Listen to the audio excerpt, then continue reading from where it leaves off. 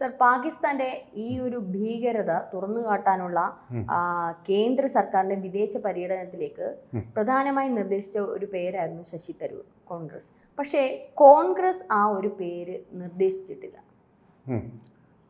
തീർച്ചയായിട്ടും അവരങ്ങനെ ചെയ്യുള്ളൂ. കോൺഗ്രസ് എന്ന് പറഞ്ഞപ്പോൾ ഒരു കോക്കസ് ആയിട്ട് മാറി. കോൺഗ്രസ് എന്ന് പറയുന്നതിനേക്കാളും ഭേദം കോക്കസ് എന്ന് പറയുകയാണ്. KC വേണുഗോപാൽ, മല്ലികാർജുൻ ഖാർഗെ, രാഹുൽ ഗാന്ധിയുടെ അഭിപ്രായങ്ങളൊക്കെ ശിരസാ വഹിക്കാൻ വേണ്ടി അതൊക്കെ മേലെ ഒന്നും ചിന്തിക്കാതിരിക്കുന്ന ഒരു കൂട്ടം വ്യക്തികളുടെ ഒരു ചെറിയ കോക്കസായിട്ട് കോൺഗ്രസ് ക്രമേണ പരിണമിച്ചു വരികയും അതിൻ്റെ ഫലമായിട്ട് ഗ്രൂപ്പ് ഓഫ് 23 എന്ന് പറയുന്ന അതിലെ പ്രധാനപ്പെട്ട ബുദ്ധിജീവികളായിട്ടുള്ള ചിന്താശേഷിയുള്ള നേതാക്കന്മാരെല്ലാം പാർട്ടി വിട്ട് കൂടുമാറുകയും ചെയ്തിരിക്കുന്ന പല അവാന്തര ഘട്ടങ്ങളിലാണ് അവരൊക്കെ. അതായത് ഇപ്പം നമ്മുടെ നോക്കൂ, ഗുലാം നബി ആസാദ്, അതുപോലെ ദേശസ്നേഹമുള്ള ഒരാൾ കോൺഗ്രസ്സിലുണ്ടായിരുന്നില്ല. അദ്ദേഹം ഇന്നിപ്പോൾ എവിടെയാണ്? പാർട്ടിയിലില്ല. സ്വന്തമായിട്ട് പാർട്ടി രൂപവലിച്ചു. പാർട്ടിക്കും ആ പാർട്ടിക്കും ഇടയിലാണ് ഇന്ന് അദ്ദേഹം. അതുപോലെ ഒരുപാട് ബുദ്ധിജീവികൾ കോൺഗ്രസിനോട് വിട പറയാൻ ചൊല്ലി ഇപ്പോഴും നിൽക്കുന്നുണ്ട്. അതിൽ ശ്രദ്ധേയമായിട്ടുള്ളൊരു പേരാണ് ഡോക്ടർ ശശി തരൂർ.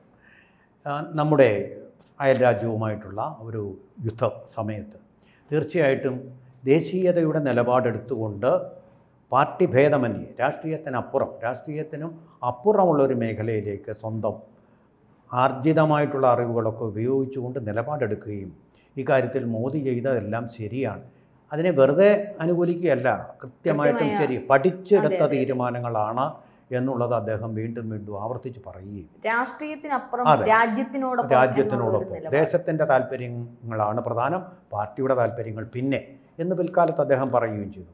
അപ്പോൾ അന്ന് രാജ്യത്തോടൊപ്പം നിൽക്കാൻ കൂറ് കാണിച്ച ഒരുപക്ഷെ നമ്മളാരും ചിന്തിക്കുന്നതിനപ്പുറമാണെന്ന്. ഇപ്പോൾ നോക്കൂ, നിരാജ് സി ചൗധരിയെ പോലെ ബംഗാളിയായിട്ടൊരാൾ, ഇതുപോലെ വിശ്വ പൗരനായിരുന്നു അദ്ദേഹം. എല്ലാ ഭാഷകളിലുമുള്ള അറിവ്, ഇംഗ്ലീഷിലുള്ള അദ്വിതീയമായ അറിവ് ഒക്കെ കൈവശമുള്ള ആളായിരുന്നു അദ്ദേഹം. പക്ഷേ ലണ്ടനിൽ പോയി ഇരുന്നുകൊണ്ട് ഇന്ത്യക്കാരെ ചീത്ത പറയുകയായിരുന്നു ജീവിതകാലം മുഴുവൻ അദ്ദേഹത്തിൻ്റെ ദൗത്യം. ഡോക്ടർ ശശി തരൂർ അങ്ങനെയല്ല, ഒരു വിശ്വപൗരനാണ്. ഇപ്പോൾ പാരീസിലോ ലണ്ടനിലോ അല്ലെങ്കിൽ ഈ പറഞ്ഞ ബാഴ്സലോണയിലോ എവിടെ വേണമെങ്കിലും പോയി സുഖമായിട്ട് അദ്ദേഹത്തിൻ്റെ സുഹൃത്തുക്കളോടൊപ്പം സന്തോഷമായിട്ട് അദ്ദേഹത്തിന് ജീവിക്കാനും ഒരു യൂറോപ്യൻ ജീവിത ശൈലിയാണ് അദ്ദേഹം ഇവിടെയും പിന്തുടരുന്നത്. ഹോട്ടൽ ലീല കോവളം അവിടെയൊക്കെയാണ് അദ്ദേഹം താമസിക്കാറുള്ളത്. റോയൽറ്റി ആയിട്ട് കിട്ടുന്നത് ഓർക്കും, റോയൽറ്റി ആയിട്ട് എഴുതിയ പുസ്തകങ്ങളുടെ റോയൽറ്റി ആയിട്ട് കിട്ടുന്ന പെൻ പോലുള്ള അന്താരാഷ്ട്ര പുസ്തക പ്രസാധനശാലകളിൽ നിന്ന് കിട്ടുന്നത് അദ്ദേഹം എന്നോട് നേരിട്ട് പറഞ്ഞിട്ടുള്ള കോടിക്കണക്കിന് രൂപയുടെ റോയൽറ്റിയാണ് വന്നുകൊണ്ടിരിക്കുന്നത്. അദ്ദേഹം ആവശ്യപ്പെടേണ്ട, അദ്ദേഹത്തിൻ്റെ സെക്രട്ടറി വഴി കത്തെഴുതുക പോലും വേണ്ട. കാരണം ആ പുസ്തകങ്ങൾ ഇങ്ങനെ ലോകം എങ്ങും അദ്ദേഹത്തിൻ്റെ ആരാധകർ വായിച്ചു കൊണ്ടിരിക്കുന്നിടത്തോളം കാലം അതിൻ്റെ റോയൽറ്റി സ്ഥിര നിക്ഷേപമായിട്ട് അദ്ദേഹത്തിൻ്റെ അക്കൗണ്ടിലേക്ക് വന്നുകൊണ്ടിരിക്കും. അതാണ് സംഭവിക്കുന്നത്. അതുപോലെ ഇതുപോലെ ഗ്ലാമർ ഉള്ള ഈ സ്ത്രീകൾക്കിടയിൽ ഇത്രയധികം ഗ്ലാമർ, അദ്ദേഹത്തിനോടൊപ്പം നിന്നൊരു സെൽഫി എടുക്കണം ഏതൊരു ചെറുപ്പക്കാരുടെയും അല്ലെങ്കിൽ മധ്യവയസ്കരായിട്ടുള്ള ആൾക്കാരുടെയും മോഹം തന്നെയാണ്.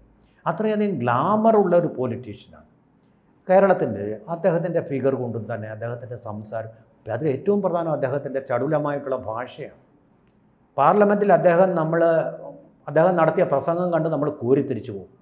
അത്ര ഭാഷാശുദ്ധിയോടുകൂടി ഉച്ചാരണ ശുദ്ധിയോടുകൂടി അദ്ദേഹം നടത്തുന്ന പ്രസംഗങ്ങൾ ഏതൊരു ഇന്ത്യക്കാരനെയും കോരിത്തരിപ്പിക്കുന്നതാണ്. അത് കമ്പയർ ചെയ്യേണ്ട നമ്മുടെ നാട്ടിൽ നിന്നുള്ള റഹീമിൻ്റെ പ്രസംഗമായിട്ട് കാര്യം അല്ലെങ്കിൽ ജോൺ ബ്രിട്ടാസിൻ്റെ പ്രസംഗമായിട്ട് നോക്കൂ. അങ്ങനെ എല്ലാ തരത്തിലും കമ്മ്യൂണിക്കേറ്റ്. ഇപ്പം നമ്മൾ ഈ പറയുന്നത് പോലെ കോൺഗ്രസ് ഇപ്പം കാണിച്ചത് വെറും ഒരു വിഡ്ഢിത്തരമല്ലേ? ഈ ഒരു സന്ദർഭത്തിൽ മറ്റ് 4 പേരുടെ പേരുകളിനേക്കാളും അധികം ആദ്യം കൊടുക്കേണ്ടുന്ന പേര് ഒരു പക്ഷേ ശശി തരൂരിൻ്റെ അല്ലേ? തീർച്ചയായിട്ടും അതെ. അതാണ് ഞാൻ പറഞ്ഞത്, ഒരു തിരസ്കൃതനാണിപ്പോൾ ശശി തരൂരിൻ്റെയാണ് തീർച്ചയായിട്ടും രഞ്ജനി പറഞ്ഞതുപോലെ ആദ്യം കൊടുക്കേണ്ട പേര്. ഒരു സംശയമില്ലാത്ത കാര്യമാണ്. കാരണം ഇന്ന് കോൺഗ്രസ്സിൽ അവശേഷിക്കുന്നവരിൽ ഏറ്റവും വിദ്വജ്ജനോചിതമായിട്ട് കാര്യങ്ങൾ ആർട്ടിക്കുലേറ്റ് ചെയ്യാൻ കഴിയും. അതാണ് ഞാൻ പറയുന്നത്, ആർട്ടിക്കുലേറ്റ് ചെയ്യാൻ കഴിയുക. അതായത് കമ്മ്യൂണിക്കേഷൻ. ഇപ്പോൾ അമേരിക്കയിലേക്ക് നമ്മൾ പോകുമ്പോൾ നമ്മൾ എന്താ ചെയ്യേണ്ടത്? ഇന്ത്യയുടെ നയം അവിടെ വ്യക്തമാക്കണം. ഇന്ത്യ എന്താണ് ചെയ്തതെന്ന് നമ്മൾ കമ്മ്യൂണിക്കേറ്റ് ചെയ്യുക. അവിടെ ഒരു കമ്മ്യൂണിക്കേഷനാണ്. ആ കമ്മ്യൂണിക്കേഷൻ നടത്താൻ എന്താണ്? ജേർണലിസം പഠിച്ചിട്ടുള്ളതാണല്ലോ വേണ്ടത്. അതിന് തക്ക ഭാഷ, ഉചിതമായിട്ടുള്ള വാക്കുകളുടെ ഉപയോഗം അല്ലേ ഇവിടെ വേണ്ടത്. അതിന് ഏറ്റവും പറ്റിയ ഒന്നാം റാങ്കിൽ കോൺഗ്രസിന് അഭിമാനിക്കാമായിരുന്നു. ഞങ്ങളുടെ ഒരു പ്രതിനിധിയാണ് ഇതിൻ്റെ മെയിൻ, മറ്റുള്ള രാജ്യങ്ങളുമായിട്ടുള്ള സംസാരിക്കുന്നതിനും അല്ലെങ്കിൽ നിലപാടുകൾ എടുക്കും ഞങ്ങളുടെ പ്രതിനിധി ഉണ്ടായിരുന്നു, അല്ലെങ്കിൽ ഞങ്ങളുടെ ഒരു പ്രതിനിധിയാണ് പോകുന്നത് എന്നുള്ള രീതിയിൽ എല്ലാ കാലത്തും അഭിമാനിക്കാൻ പറ്റുന്ന ഒരു നിമിഷമല്ലേ കോൺഗ്രസ് അത് ഇല്ലായ്മ ചെയ്ത്. പക്ഷേ ശശി തരൂർ എന്താണെന്നുള്ളത് ഒരുപക്ഷെ കോൺഗ്രസിനേക്കാളും BJPക്ക് അല്ലെങ്കിൽ നരേന്ദ്രമോദിക്ക് ഇത് മനസ്സിലായതുകൊണ്ടല്ലേ അദ്ദേഹം ഡയറക്റ്റ് നേരിട്ട് ഇദ്ദേഹത്തിന് ക്ഷണം നൽകിയത്. അവിടെയാണ് പ്രധാനപ്പെട്ട വരുന്നത് ഈഗോ, അതുപോലെ തന്നെ ജലസി, ഇതിൻ്റെയൊക്കെ എലിമെൻറ്റ്സ് വരുന്നത്. നമ്മൾ കണ്ടതല്ലേ രാഹുൽ ഗാന്ധി ബ്രൂക്ലിൻ യൂണിവേഴ്സിറ്റി പോയിരുന്നു. അവിടുത്തെ പെൺകുട്ടികളുടെ, ഇത് രഞ്ജനിയെ പോലെ അവിടെ ജേർണലിസം പഠിക്കുന്ന പെൺകുട്ടികളുടെ ചോദ്യങ്ങൾക്ക് ഉത്തരം പറയുന്നത്. അദ്ദേഹത്തിന് ഒരു വാക്ക് കടന്ന് അപ്പുറത്തേക്ക് എത്താൻ വേണ്ടി വലിയൊരു പാലം വേണ്ടി വന്നു. നിമിഷങ്ങളുടെ വ്യത്യാസം. കാരണം വാക്കുകൾ കിട്ടുന്നില്ല. ആർട്ടിക്കുലേറ്റ് അല്ലാത്ത ഒരു വ്യക്തിക്ക് ആ വാക്കുകൾ അവിടെ കിട്ടുന്നില്ല. ആർട്ടിക്കുലേറ്റ് ആയിട്ടുള്ള വ്യക്തിക്ക് ഒരു ശരിക്ക് പറഞ്ഞു കഴിഞ്ഞാൽ അതൊരു അനർഗളധാര പോലെ ആ ഭാഷ വരും, ഭാഷാ പ്രയോഗം വരും. അത് വലിയൊരു പങ്ക് വഹിക്കുന്നുണ്ട്. VK കൃഷ്ണമേനോൻ അങ്ങനെയാണ്. ഐക്യരാഷ്ട്ര സഭാതലത്തിൽ ഒരു ദിവസം മുഴുവൻ നീണ്ടു നിന്ന പ്രസംഗം നടത്തി. അവസാനം തളർന്നു വീണ അദ്ദേഹം. അതുപോലെ വിൻസ്റ്റൺ ചർച്ചിൽ എന്ന് പറയുന്ന ഇംഗ്ലീഷുകാരുടെ പട്ടാളക്കാരേക്കാൾ കൂടുതലായിട്ട് അദ്ദേഹത്തിൻ്റെ തീ തുപ്പുന്ന വാക്കുകൾ, തോക്കുകളിൽ നിന്ന് ഉണ്ട വരയുന്നത് പോലുള്ള വാക്കുകൾ, ആ വാക്കുകളുടെ ഒരു അനർഗളതയാണ് അദ്ദേഹത്തെ ആ യുദ്ധം ജയിക്കാൻ പ്രേരിപ്പിച്ചത്. അതുപോലെ തന്നെയാണ് നെഗറ്റീവ് സൈഡ് പറയണമല്ലോ. അഡോൾഫ് ഹിറ്റ്ലർ, അദ്ദേഹത്തിൻ്റെ വാക്കുകളാണ് വെടിയുണ്ടകൾ പോലെ മുഴങ്ങിക്കൊണ്ട് അവിടുത്തെ ജർമ്മൻ ജനതയ്ക്കിടയിൽ ദേശീയ ഐക്യം ഊട്ടിയുറപ്പിക്കുന്നതിൽ ഏറ്റവും പ്രധാന പങ്ക് വഹിച്ചത്. അപ്പോൾ ഈ കമ്മ്യൂണിക്കേഷൻ്റെ പ്രാധാന്യമാണ് ഞാൻ പറഞ്ഞത്. ഇവിടെ ഇപ്പോൾ നമുക്കൊരു സന്ദിഗ്ധാവസ്ഥയാണ്. ഇന്ത്യയും പാകിസ്ഥാനെയും ഒരുപോലെ അമേരിക്ക കണക്കാക്കുന്ന ഒരവസ്ഥയിൽ ഇന്ത്യ എന്താണ് ശരി ചെയ്തതെന്നും പാകിസ്ഥാൻ എന്താണ് തെറ്റ് ചെയ്തതെന്നും വ്യക്തമായ വാക്കുകളിലൂടെ അവർക്ക് മനസ്സിലാവുന്ന ഭാഷയിലൂടെ പറയാൻ അദ്വിതീയൻ ശരിക്കും ശശി തരൂർ തന്നെയാണ്. അദ്ദേഹത്തിന് വ്യക്തതയുണ്ട്, അറിവ്. നമ്മൾ ഈ സംസാരിച്ചുകൊണ്ടിരിക്കുമ്പോൾ തന്നെ പുതിയൊരു അപ്ഡേഷൻ വന്നിരിക്കുന്നത് ശശി തരൂർ പറഞ്ഞിരിക്കുന്നത് ദേശ താല്പര്യം മുഖ്യമാണ്, സർക്കാർ ക്ഷണം ബഹുമതിയായി കാണുന്നു എന്നാണ്. സർക്കാർ ക്ഷണം ഒരു ബഹുമതിയായും കാണുന്നു, ദേശ താല്പര്യം മുഖ്യമാണെന്നും അതിൽ കഴിഞ്ഞുള്ള രാഷ്ട്രീയമില്ല എന്നുള്ള ഒരു സൂചനയല്ലേ നൽകുന്നത്. ഈ ഒരു സൂചന പോകുന്നത് ശശി തരൂർ എന്ന കോൺഗ്രസ് നേതാവ് ഒന്നുകിൽ BJPയിലോട്ടോ അല്ലെങ്കിൽ മറ്റെന്തെങ്കിലും രീതിയിലേക്കായിരിക്കില്ലേ? അത് നമുക്കൊരു വരാനിരിക്കുന്ന ഇറ്റ് ഈസ് എന്താ പറയുന്നത്, നമ്മുടെ ഒരു കൽപ്പന മാത്രമാണ്, ഹൈപ്പോത്തീസിസ് മാത്രമാണ്. നമുക്കിവിടെ ശ്രദ്ധിക്കേണ്ട ഒരു കാര്യം എന്താണെന്ന് വെച്ചാൽ, കോൺഗ്രസ് പുറത്തിറക്കിയ ഒരു ലിസ്റ്റുണ്ട്. വിദേശയാത്രയ്ക്കായിട്ട് സംഘമായിട്ട് പോകുമ്പോൾ, നയതന്ത്ര സംഘമായിട്ട് പോകുമ്പോൾ പങ്കെടുക്കേണ്ട ആൾക്കാരുടെ പേര്. അവരിൽ ഒന്നാമതായിട്ട് പരിഗണിക്കപ്പെടേണ്ട ആളാണ് ശശി തരൂർ, സംശയമില്ലല്ലോ. അദ്ദേഹത്തിൻ്റെ പേരേ ഇല്ലായിരുന്നു. അദ്ദേഹത്തിൻ്റെ പേര് കളഞ്ഞ് അദ്ദേഹത്തെ അപമാനിക്കുന്ന രീതിയിലാണ് കോൺഗ്രസ് ലിസ്റ്റ് തയ്യാറാക്കി. എന്നിട്ട് ഈ മനുഷ്യൻ പറഞ്ഞു, നമ്മൾ നേരത്തെയും കേട്ടതാണ്, അതായത് നരേന്ദ്രമോദി BJP അവരുടെ നയങ്ങൾ ശരിയാണെന്ന് യുദ്ധകാര്യത്തെ അടിസ്ഥാനമാക്കി അദ്ദേഹം പറഞ്ഞപ്പോൾ കോൺഗ്രസ് പറഞ്ഞത് കോൺഗ്രസിൻ്റെ അഭിപ്രായമാണ് ശശി തരൂർ പറയേണ്ടത്, വ്യക്തിപരമായ അഭിപ്രായം പറയരുത്, യുക്തിപരമായ അഭിപ്രായം പറയരുത്. രാഹുൽ ഗാന്ധി പറയുന്നത് പോലെ അയുക്തിപരമായിട്ടുള്ള അഭിപ്രായങ്ങൾ പറഞ്ഞു കൊടുക്കണം. ഇതാണ് തെറ്റായിട്ട് അദ്ദേഹത്തെ ധരിപ്പിച്ചു വച്ചിരിക്കുന്നത്. മനസ്സിലായില്ലേ? അപ്പോൾ എങ്ങനെയാണ് അവരുടെ ഒരു നേതൃത്വം എന്നുള്ളത് നമുക്കറിയാമല്ലോ. അതിൻ്റെ ഒരു മെറിറ്റ് എന്താണെന്നും മനസ്സിലായല്ലോ. ആ രീതിയിലുള്ള പാർട്ടി. ഈ ശശി തരൂരിനോടുള്ള അവഗണന ഇത് ആദ്യം മുതലേ നമ്മൾ കാണുന്നതാണ്. പല കാര്യങ്ങളും ഒരു MP എന്നുള്ളൊരു സ്ഥാനത്തേക്ക് അദ്ദേഹത്തിനെയും മാറ്റി നിർത്തിക്കൊണ്ടുള്ള ഒരു ഇത്. പക്ഷെ അദ്ദേഹത്തിന്റെ കരിയർ അല്ലെ അദ്ദേഹത്തിന്റെ ഒരു ഗ്രാഫ് എടുക്കുമ്പോൾ ഒരു പക്ഷേ കോൺഗ്രസിന്റെ ഒരു നേതൃത്വ നിരയിലേക്ക് തന്നെ അദ്ദേഹത്തിനെ കൊണ്ടുവന്നിരുന്നുവെങ്കിൽ ഒരു പക്ഷേ കോൺഗ്രസിന് തന്നെ ഒരു വലിയ നേട്ടമല്ലായിരുന്നു. അത് തീർച്ചയായിട്ടും അത് ഉപയോഗപ്പെടുത്തും. കാരണം എന്താ, അവിടെ ഈഗോ, ഞാനീ പറഞ്ഞ ഈഗോ തന്നെ. രാഹുൽ ഗാന്ധിയേക്കാൾ വലിയ ഒരാൾ അതിനകത്ത് ഉണ്ടായിരിക്കുക എന്ന് പറയുന്നത് രാഹുൽ ഗാന്ധിക്ക് താങ്ങാൻ പറ്റാത്ത കാര്യമാണ്. ആ ഈഗോ അവിടെ വർക്ക് ചെയ്യുന്നുണ്ട് ശരിയായിട്ടും. പക്ഷേ ജവഹർലാൽ നെഹ്റു അങ്ങനെയല്ല. തൻ്റെ പാർട്ടിയിൽ തന്നേക്കാൾ ബുദ്ധിമാനായ ഒരാളുണ്ടെങ്കിൽ അദ്ദേഹത്തെ അംഗീകരിച്ചിരുന്നു, പ്രതിപക്ഷത്തുണ്ടെങ്കിൽ പോലും അംഗീകരിച്ചിരുന്നു. നല്ല പ്രസംഗങ്ങൾ കാഴ്ചവെക്കുന്ന AK ഗോപാലിൻ്റെ പ്രസംഗം കേൾക്കാനായിട്ട് അദ്ദേഹം പാർലമെൻറ്റിൽ വന്നിരുന്നിട്ടുണ്ട്. അദ്ദേഹത്തെ എതിർത്താണ് പറയുന്നതെങ്കിലും അങ്ങനെ ഒരു ജനാധിപത്യ ബോധമുള്ള മനുഷ്യൻ, നമുക്കറിയാമല്ലോ, കാർട്ടൂണിസ്റ്റ് ശങ്കർ, നമ്മുടെ നാട്ടുകാരനോട് ശങ്കർ ഡോണ്ട് സ്പെയർ മീ എന്ന് പറഞ്ഞ ആളാണ് അദ്ദേഹം.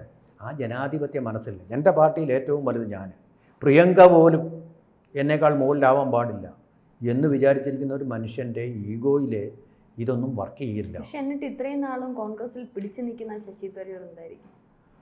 ശശി തരൂർ അവിടെ പുറത്തേക്ക് പോകാനുള്ള ഒരു അവസ്ഥയിലാണെന്ന് എനിക്ക് തോന്നുന്നു. കാരണം അപമാനിക്കുകയാണ്, നിരന്തരമായിട്ട് അപമാനിക്കുമ്പോൾ പിടിച്ചു നിൽക്കാൻ പറ്റുകയില്ല.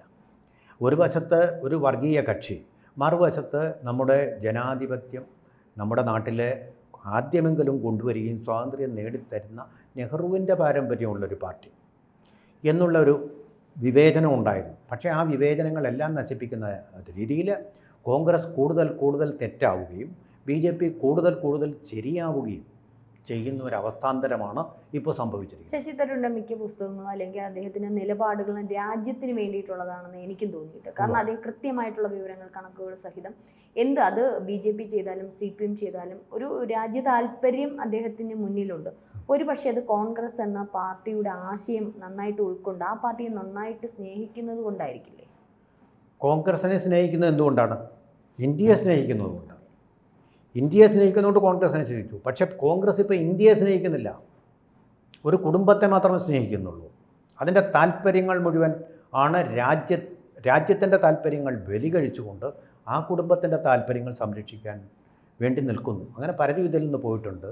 അതിലൊരാളാണ് ഗുലാം നബി ആസാദ്. അദ്ദേഹത്തിനെ ഈ സംഘത്തിൽ ഉൾപ്പെടുത്തിയിട്ടുണ്ട് എന്നാണ് ഞാൻ അറിയുന്നത്.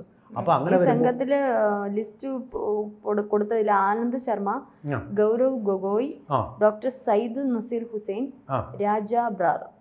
ഒന്നുകൂടെ പറയൂ പേരുകൾ, ഒന്നുകൂടെ ജനങ്ങൾ കേൾക്കാൻ വേണ്ടിയിട്ട്. ആനന്ദ് ശർമ്മ കോൺഗ്രസ്സുകാരനാണ്, ഗൗരവ് ഗൊഗോയ്, ഡോക്ടർ സയ്യിദ് നസീർ, രാജ ബ്രാർ. സൽമാൻ ഖുർഷിദിന്റെ പേരാണ് നേരത്തെ പറഞ്ഞു കേട്ടത്. അതായത് കോൺഗ്രസ് കൊടുത്ത ലിസ്റ്റിൽ ഇത്രയും പേരുണ്ടായിരുന്നു. അവരുടെ ലിസ്റ്റാണ് പറയുന്നത്. ലിസ്റ്റാണ്. സൽമാൻ ഖുർഷിദിനെ പക്ഷേ എടുത്തിട്ടുണ്ട്, BJP അവരെ കൂടെ സംഘാംഗമാക്കിയിട്ടുണ്ട് എന്നാണ് പറയുന്നത്. അദ്ദേഹത്തിനെതിരെ ഒരുപാട് ആരോപണങ്ങളുണ്ടായിരുന്നു. സൽമാൻ ഖുർഷിദ് കോൺഗ്രസിന് വേണ്ടി നിലകൊണ്ടാണ്. അദ്ദേഹത്തെ ജപ്പാനിലേക്ക്, ഈസ്റ്റ് ഏഷ്യയിലേക്കും വേണ്ടി അദ്ദേഹത്തെ നിയോഗിക്കും എന്നാണ് നമ്മൾ അറിയാൻ കഴിയുന്നത്. ഗുലാം നബി ആസാദിനെ എടുത്തിട്ടുണ്ട്. കാരണം കോൺഗ്രസ് കൊടുത്ത ലിസ്റ്റ് പ്രകാരം കൊടുക്കേണ്ട കാര്യമൊന്നും കേന്ദ്ര ഗവൺമെൻറ്റിനില്ല. സുസമ്മതരായിട്ടുള്ളവർക്കും അവർക്ക് അറിയാവുന്നവരുമായിട്ടുള്ള ആർട്ടിക്കുലേറ്റ് ആയിട്ടുള്ള ആൾക്കാരെ അവർ സെലക്ട് ചെയ്തുകൊണ്ടായിരിക്കും മുന്നോട്ട് പോവുക. അതിനാണ് സാധ്യത കാണുന്നത്.